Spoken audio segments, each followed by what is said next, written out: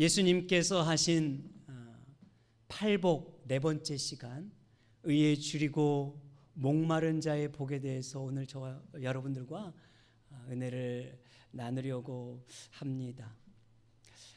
이 말씀을 가만히 보면 이 헬라어 원문에는 이런 뉘앙스로 기록이 되어 있습니다. 여러분 앞에 보시고 한번 읽어보시죠. 시작. 복되도다 의에 줄이고 목마른 자여, 왜냐하면 그들이 배부르기 때문이다. 아멘. 본래 이 말씀은요, 복되도다 이렇게 먼저 선포를 합니다. 강조를 하고 있는 것이지요. 복되도다 긍휼히 여기는 자여, 복되도다 화평케 하는 자여, 복되도다 마음이 청결한 자여, 이렇게 선언하고 있는 그런 말씀이에요. 우리가 이렇게 살면 복을 받을 것이다 이런 말을 하고 있는 것이 아니라, 너희가 이런 존재가 되면 이미 복받은 자다 말씀하고 있는 것이지요. 제가 이 말씀을 문득 이렇게 묵상하면서 깨달은 게 뭐냐면, 그렇구나. 예수 믿는 사람은 복을 쫓아가는 인생이 아니구나 깨닫게 되었어요. 여러분, 그리스도인은요, 복을 구걸하는 인생 아닙니다. 어디 복 받기 위해서 찾아가지도 마시고 따라가지도 마시고, 이제 신년이 돼가지고 여기저기 기웃거리는 분들 많잖아요. 믿지 않는 분들 가운데는 자신의 인생에 복을 좀 받고 싶어서 가는 거잖아요.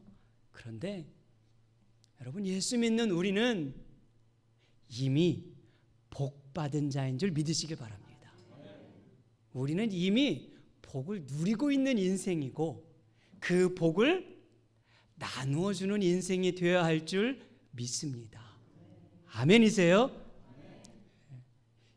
옆에 있는 분들 한번 나 보십시오. 그리고 한번 말씀해 주세요. 이미 복 받은 자예요. 이렇게.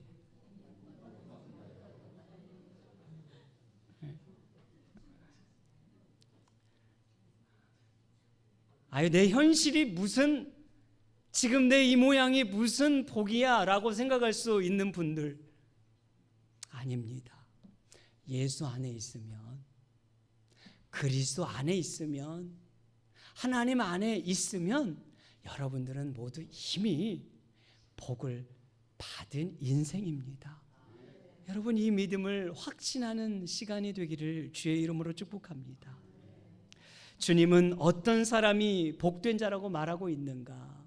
의에 줄이고 목마른 자가 복된 자라 이렇게 말하고 있는 것이죠. 참 언뜻 잘 마음에 와닿지 않는 말씀이에요. 오히려 배부르고 그 인생에 흘러 넘치는 자라면 복이 있다 이렇게 말해야 우리 마음에 훨씬 더 와닿지 않겠습니까? 그런데 주님은 전혀 다르게 줄이고 목마른 인생일지라도 복된 자라고 말하는 거예요. 얼마나 역설적인 말씀인지 몰라요. 예수님의 말씀은 참 역설적이에요. 왜? 그분이 역설적인 삶을 살았으니까. 그분이 이 땅에 오셔서 세상의 이치와 세상의 편견과 세상의 모든 팽배한 생각을 뛰어넘는 거스르는 인생을 살아오신 분이기 때문에 그런 것이지. 우리는 이 말씀에서 줄이고 목마르다라는 이 단어를 조금 주목해 봐야 합니다. 굉장히 강렬한 의미를 가지고 있어요. 헬라어 원문에 보면은요, 이 줄이다라는 단어는 페이나오라는 단어인데, 그냥 한두 끼 먹지 못해서 배고픈 정도의 줄임이 아니라 100가죽이 달라붙을 정도의 배고픔을 말하는 표현이에요. 목마르다라는 이 표현도요, 헬라어로 딥사오라는 단어인데, 그냥 물 한 모금 마시면 해갈할 정도의 갈증이 아니에요. 목이 타오를 정도의 극심한 갈증을 묘사하는 그런 단어입니다. 물론 요즘에는 이런 정도의 우리의 그런 줄임이 없지요. 그잖아요. 그런데 우리 여기 계신 어르신들, 우리 한국에 정말 그 힘든 시기를 다 지나오셨잖아요. 보릿고개라고도 하지요. 그런 경험하신 분들은 아마 이 의미가 훨씬 더 와닿을지도 몰라요. 그때는 정말 밥이 없어서 옥수수죽으로 막 때워야 했던 시기가 있지 않습니까? 우리 서일석 집사님도 예전에 그런 얘기 한번 한 적이 있었던 것 같기도 한데, 예, 기억이 나요. 여러분, 그때는 정말 무슨 쌀밥, 우리 어른들 그러잖아요. 쌀밥은 구경, 보리밥 먹으면 그것으로도 감사했던 시기가 있잖아요. 정말 줄이고 배고팠던 그런 시기를 아마 몸소 훨씬 더 알게 될 거예요. 그런 의미죠. 성경에 이런 그 의미가 언제 있냐면 출애굽기 때 있죠. 이스라엘 백성들이 광야를 지날 때 정말 마실 물이 없어서 먹을 것이 없다고 정말 그 모세를 향하여, 하나님을 향하여 아우성을 치고 막 흥분하고 원망하며 심지어 막 죽이려고 했던 그 모습을 우리는 충분히 연상할 수 있는 것입니다. 그래서 이 줄이고 목마르다라는 말은 한마디로 갈증을 의미하는 거예요. 그리고 또 배부르다 이 표현도 영어 성경은 다 여러분 뭐라고 표현해요? 채워질 것이다. will be filled, shall be satisfied. 만족할 것이다. 그래서 이 배부름은 만족이라는 의미입니다. 이 말을 이렇게 그러니까 다시 우리가 정의를 내릴 수 있어요. 의를 갈망하는 자는 복이 있나니 그들이 만족함을 얻을 것이요, 이런 의미죠. 여러분, 예수님이 지금 하신 말씀 아닙니까? 주님이 우리에게 만족을 얘기하는데요, 인간적인 갈증을 채우면 너희가 만족할 것이야. 세상적인 갈증을 더 잘 채우면 너희가 만족할 것이야. 이 세상에서 잘 살면, 잘 먹으면, 잘 입으면 너희 만족할 것이야. 그런 얘기 1절 하지 않습니다. 무엇을 줄이고 의에 줄이고 목마르면 만족할 것이다. 그런데 여러분, 인간의 모습은 갈망하는 인생이잖아요. 여러분, 우리는 이 세상을 갈망하며 살아갑니다. 어느 누구도요 갈망하지 않는 존재는 없어요. 그래서 한 철학자가 갈망에 대해서 이렇게 정의를 내려요. 자신의 결핍을 채우고자 하는 욕구에서 일어나는 것이다. 그리고 그 갈망이 살아가는 삶의 힘이 된다. 이런 정의를 내리더라고요. 여러분, 우리의 인생을 보니까 동력이라고 하는 게, 살아갈 동력이라는 게 어디에서 오냐면 우리 내면 깊은 곳에서 이 갈망에서 온대요. 욕구에서 온다는 거예요.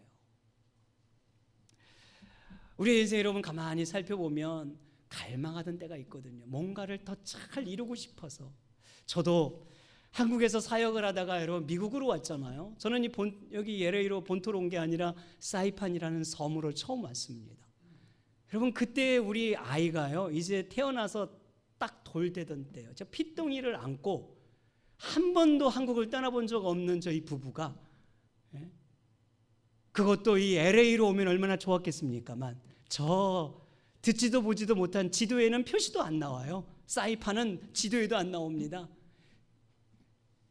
줌으로 이렇게 계속 인을 해야 비로소 나와요. 점 하나가 사이판, 괌, 이렇게 그런 섬으로 가서 살게 되는데, 물론 하나님의 인도하심이라 믿지만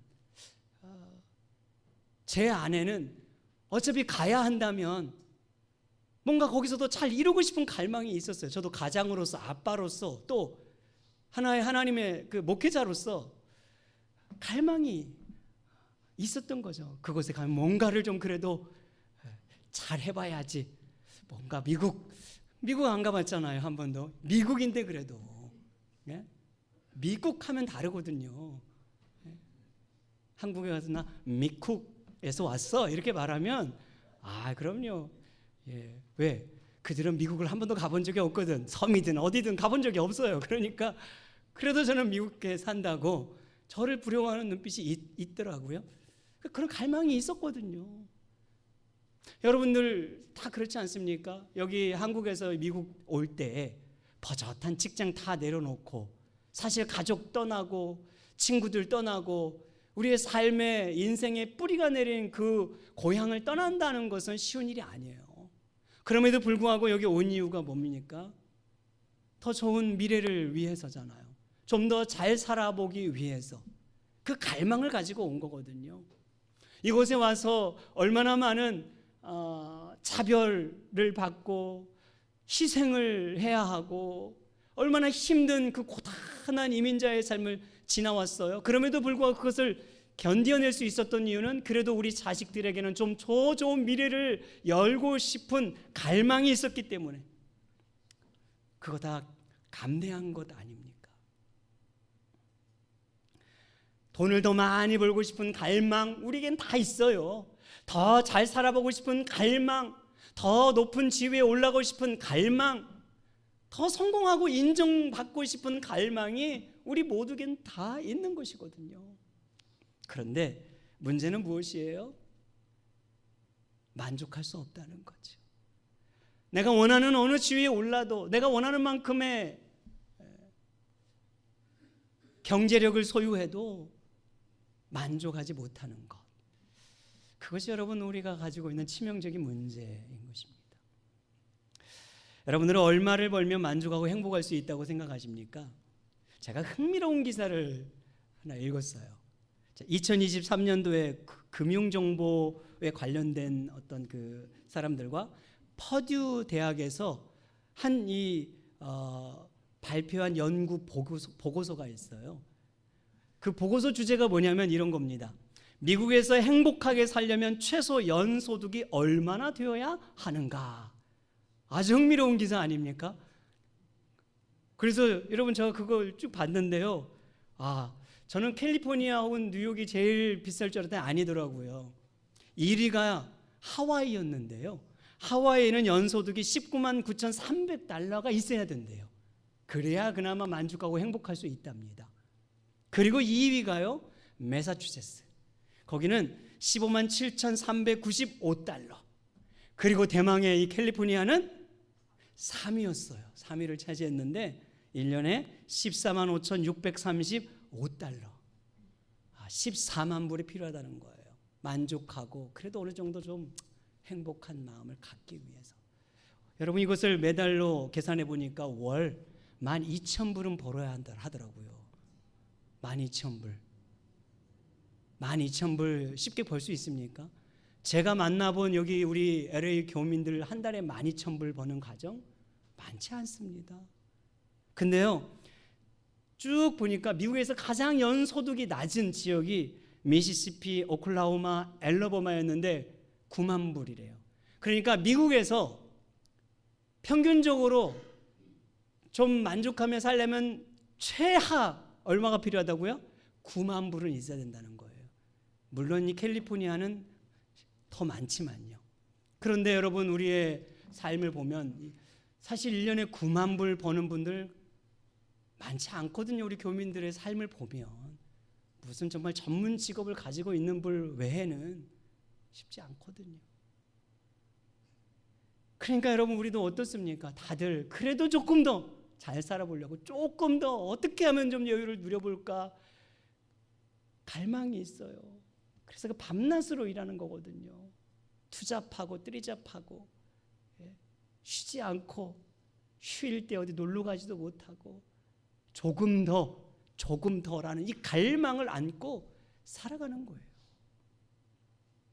여러분 그러면 연소득이 만약 20만 불이 넘고 30만 불이 넘으면 정말 만족하고 행복할까요? 그럴 것 같잖아요, 우리는. 왜? 그런 적이 없으니까. 저의 꿈이잖아요. 꿈을 꾸는 건데. 그런데 사실은 놀라운 결과를 보면은요. 이것도 제가 이제 결과를 봤는데 20만 불, 30만 불에 가면 정말 행복할 것 같은데 행복 지수가 그때부터 낮아진답니다. 또 만족하지 못한다는 거죠. 오히려 공허감과 허무감을 느낀다는 거예요. 왜 여러분? 물질이 부족해서가 아니에요. 소유가 부족해서가 아닙니다. 가지지 못해서 먹지 못해서 그런 게 아니거든요. 참된 삶의 가치를 알지 못하기 때문에.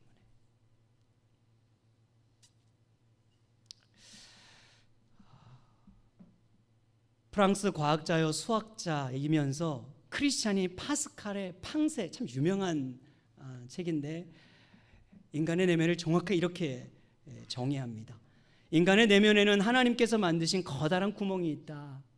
이 구멍은 오직 하나님으로만 채워지는 것이다.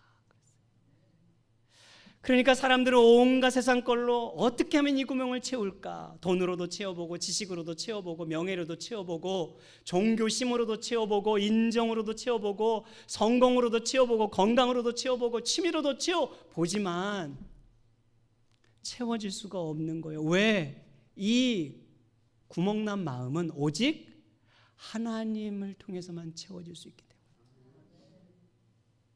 하나님의 형상으로 지음받은 인간은 오직 하나님 안에서만이 만족을 누릴 수 있고 가치를 발견하고 존재를 새롭게 깨달아갈 수 있기 때문에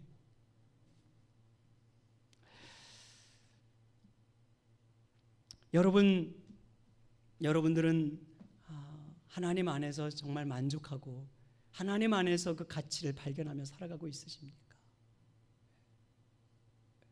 여전히 세상적인 것들에 기웃기웃 마음을 쏟고 온통 생각을 집중하면서 몸은 여기 있지만 그렇게 살아가고 있다면 참 가슴 아픈 거죠. 참 마음 아픈 모습이죠. 불행한 모습인 거예요. 말씀을 묵상하다가 두 인물이 문득 이렇게 저도 묵상을 하게 됐는데 그 인물이 누구냐면 성경의 솔로몬과 다윗입니다. 이 솔로몬과 다윗의 고백을 가만히 보니까 아주 상반돼요. 여러분, 솔로몬은 어떤 사람이냐면 이스라엘의 최고의 높은 왕위에 올랐던 인물이죠. 그는 최고의 부, 최고의 명예, 최고의 권세, 정말 부러울 것 없는 세상 모든 사람들이 원하는 모든 걸 가졌던 사람이거든요. 그때는 나라도 부국강병을 이루었잖아요. 부족함이 없는 이 솔로몬의 고백 속에 이런 고백이 나옵니다. 전도서 5장 10절 말씀 우리 같이 읽어보죠. 시작. 은을 사랑하는 자는 은으로 만족하지 못하고 풍요를 사랑하는 자는 소득으로 만족하지 아니하나니 이것도 헛되도다. 아멘. 자, 새 번역은 이렇게 번역합니다. 돈을 좋아하는 사람은 돈이 아무리 많아도 만족하지 못하고 부를 좋아하는 사람은 아무리 많이 벌어도 만족하지 못하니 돈을 많이 버는 것도 헛되도다. 참 놀라운 고백이죠. 가장 높은 자리에서 남부러울 것 없는 자리에서 이런 고백을 할 수 있다는 것.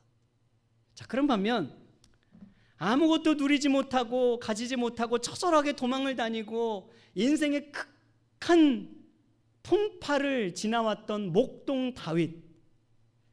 그는 어떻게 고백하고 있는가? 시편 23편 1절 우리 같이 읽죠. 시작. 여호와는 나의 목자시니 내게 부족함이 없으리로다.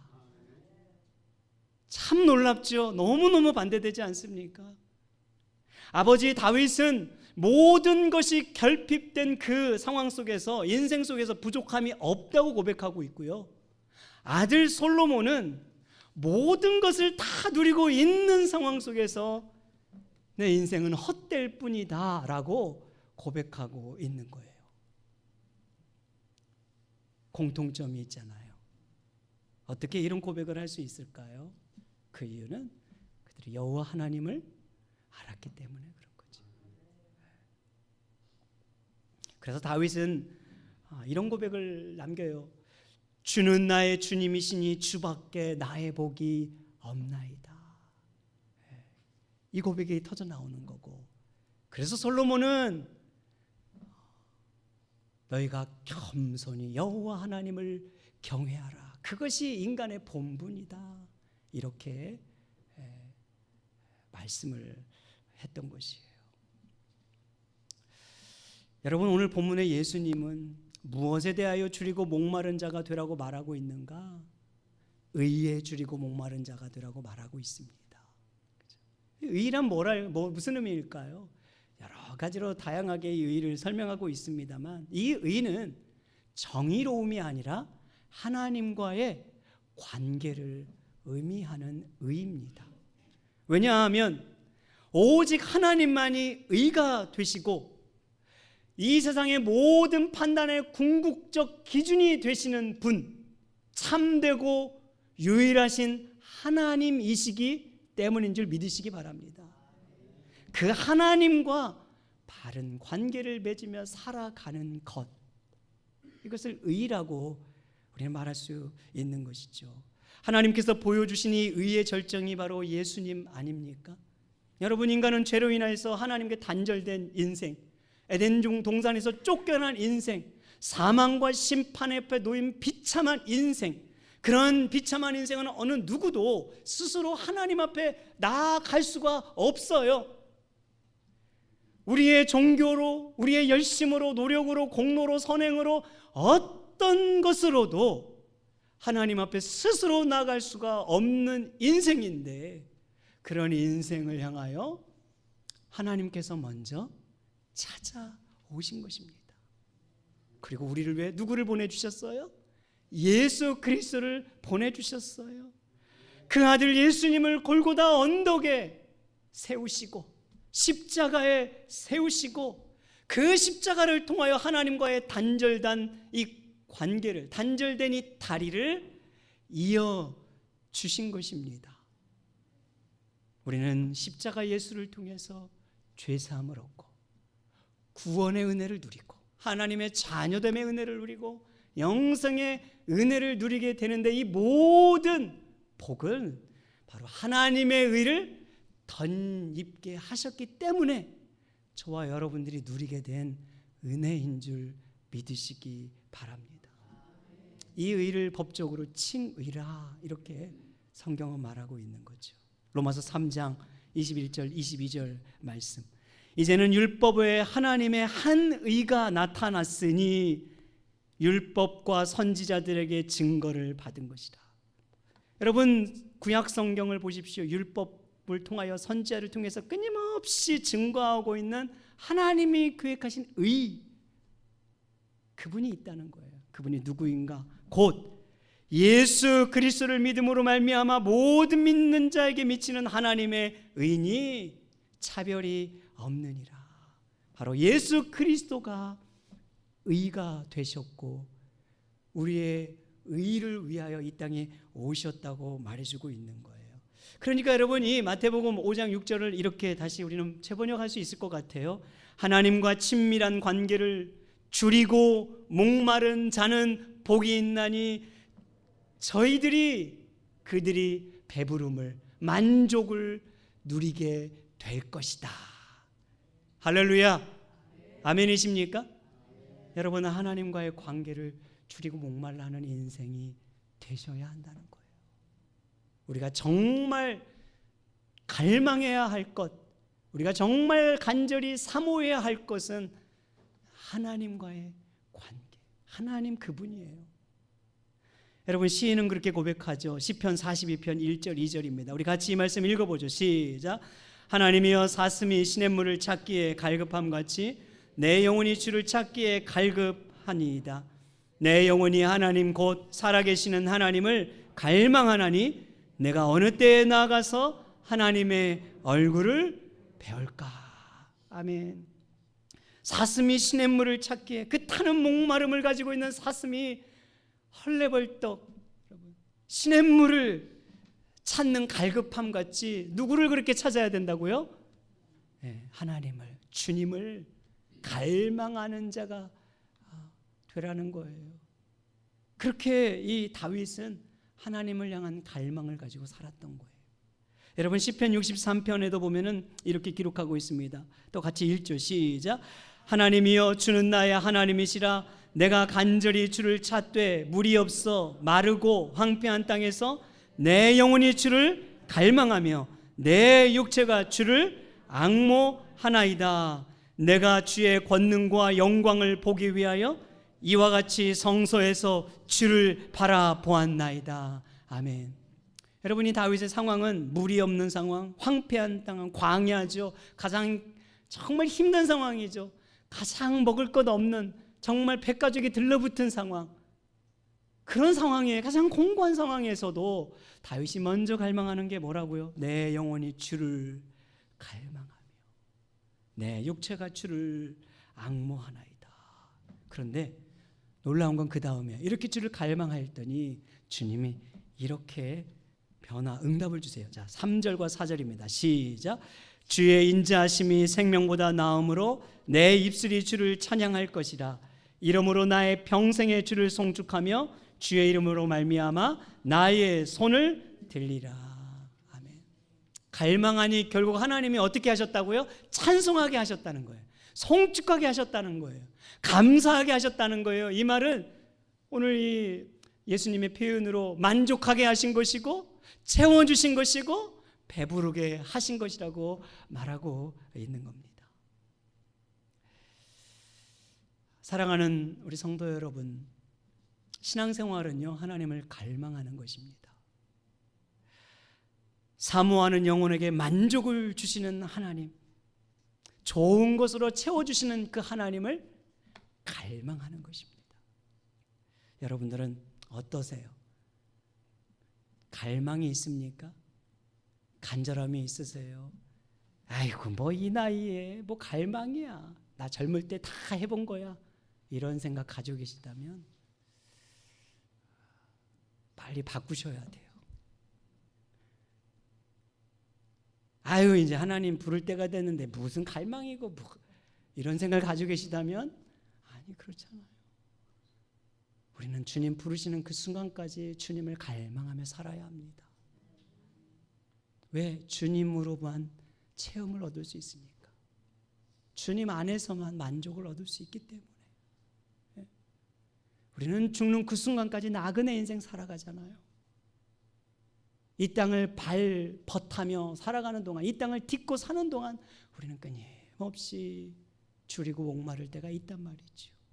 뭐든지 그 마음을 채울 수 있는 분은 오직 우리 주님 외에 없기 때문에. 20세기 미국의 부흥을 주도하며 선지자 사역을 담당했던 분이 바로 A.W. 토저라는 분이에요. 이 토저라는 분이 하나님을 갈망하라는 책을 이제 냈는데 이 책에 이런 내용이 있어요. 여러분께 꼭 이 말씀을 좀 드리고 싶어서 한번 보십시오. 이렇게 말합니다. 진짜 부흥은 거룩한 갈망에서 시작된다. 우리의 신앙생활이 이토록 형편없이 축 처지게 된 것은 거룩한 갈망이 없기 때문이다. 불타오르는 갈망이 없으면 그리스도께서 그분의 사람들에게 나타나시지 않는다. 그분은 그분을 간절히 원하는 자들을 찾으신다. 이어서 이렇게 또 말합니다. 오직 하나님만 추구하면 생활의 폭이 좁아지거나 정신적으로 편협해지는 것이 아닌가 하는 염려는 뭐 하라고요? 집어치워라. 오히려 그 반대가 될 것이니 걱정하지 말라. 그분을 발견하면 평생 마음속 가장 깊은 곳에 추구해온 그 모든 것을 얻게 될 것이다. 참 마음에 와닿는 표현 아닙니까? 여러분, 어떤 염려 있습니까?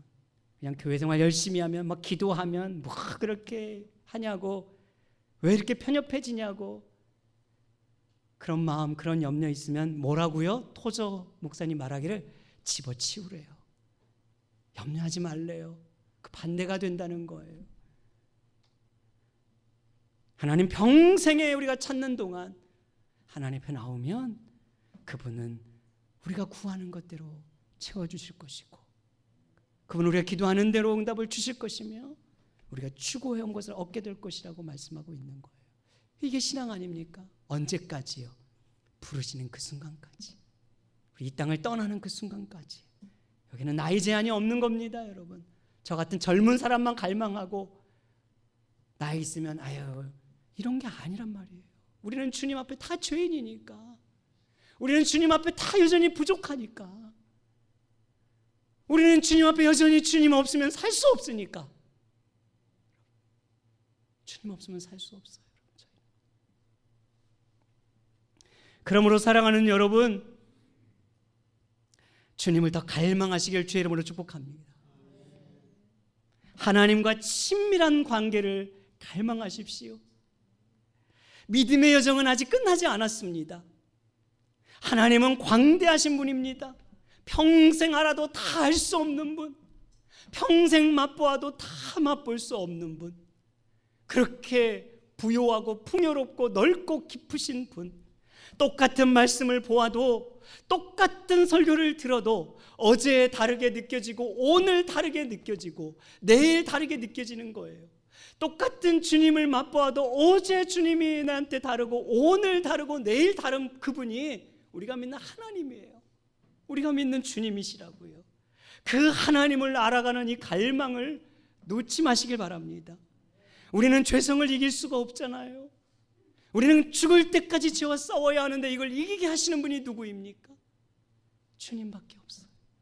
말씀밖에 없어요. 그 주님을 갈망해야 한다는 것. 또한 우리 자신의 변화를 갈망해야 합니다. 여러분, 우리는 예배드리고 나면, 돌아서고 나면 잊어버리고, 항상 저한테 많이 말하잖아요. 아유, 지난주 말씀도 잊어버렸어요, 목사님. 아유, 생각이 안 나요. 엊그제 들은 건데도. 우리 그러잖아요. 저 예배드리고 문을 탁 열고 나가는 순간부터 우리는 잊어버리는 망각의 은혜가 있거든요. 예. 그래서 저 같은 목회자가 필요한 거예요. 저는 또 마련해 주는 거죠. 그렇잖아요. 또 여러분에게 상기시켜주고 반복해서 또 권면해드리고. 저도 동일하죠. 기도하고 돌아서면 잊어버리고, 예배드리고 돌아서면 또 내 인간적인 생각 따라가고, 하나님의 뜻은 온데간데 없는 내 모습을 발견할 때가 얼마나 많아요. 여기서 은혜 받고 주차장에서 은혜 까먹는 일들이 많다잖아요. 교회 마당에서. 그게 우리 모습이란 말이죠. 우리는 하나님의 은혜를 그러기에 갈망해야 하는 거예요. 매주일 갈망해야 하는 거예요. 그런가 하면 부흥을 갈망해야 합니다. 여러분, 영적인 부흥의 불꽃은 하나님을 향한 성도들의 갈망에서 타오릅니다. 여러분, 한국 초기 기독교 부흥도, 미국에 일어난 영적 대각성 부흥도 다 회개를 갈망하고 말씀을 갈망했던 성도들의 그 영적 갈망에서 시작되었어요.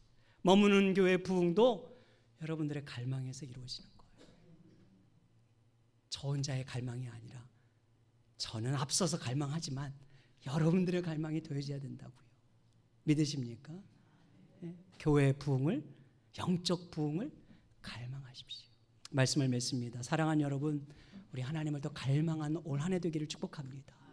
하나님 더 알아가고자 하는 갈망, 하나님 더 뜻대로 살고자 하는 갈망, 하나님께 영광 돌리겠습니다, 이렇게 갈망하고 결단하는 저와 여러분 되기를 주님의 이름으로 축복합니다.